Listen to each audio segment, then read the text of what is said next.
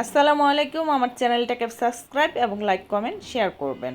আমি Alice travel থেকে Eliza Farhana আজকে চলে এসেছি ঢাকা আন্তর্জাতিক বাণিজ্য মেলা 2026 সালের মেলার শেষ অংশের কিছু ভিডিও নিয়ে।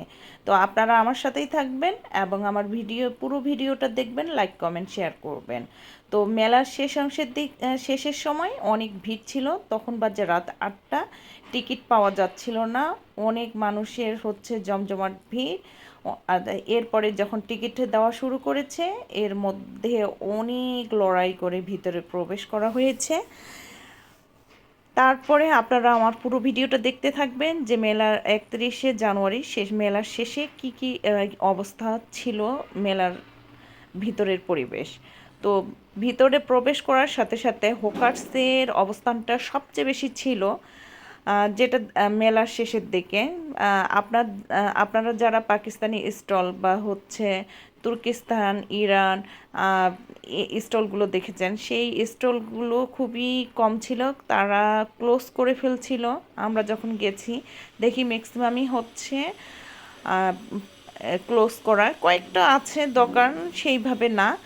আর জিনিসপত্র সেইভাবে আমরা কোনো কিছুই কেনাকাটা করতে পারিনি। সব দোকানই দেখি যে ক্লোজ হওয়ার পথে। কিছু কিছু দোকান ওপেন ছিল, তবে যারা দেশীয় আমাদের বাংলাদেশে যেসব প্রোডাক্ট রয়েছে সেগুলো দোকান আপনার চালু ছিল, কোনো সমস্যা ছিল না। তারা দোকান ক্লোজ করেনি। কিন্তু যারা বাইরের দেশ থেকে আসছে ম্যাক্সিমামই প্রোডাক্ট ক্লোজ করে ফেলছে, দুই একটা প্রোডাক্ট হয়তো বা বাইরে রেখেছে।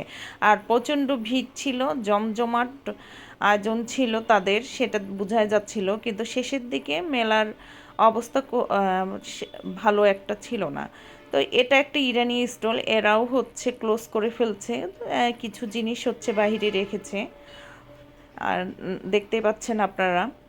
তো যেহেতু মেলা শেষ, মেলার সময় বাড়ায়নি, তাই তারা কাস্টমার কম দেখে তারা ক্লোজ করে ফেলছে। সেই ধরনের কাস্টমার হয়তো তারা পায়নি। তো বাহিরে প্রচণ্ড পরিমাণ হোকার্সের দোকান ছিল। আমার বাচ্চার খেলনা একটা আমরা বেশ কয়েকটা খেলনা কিনছিলাম।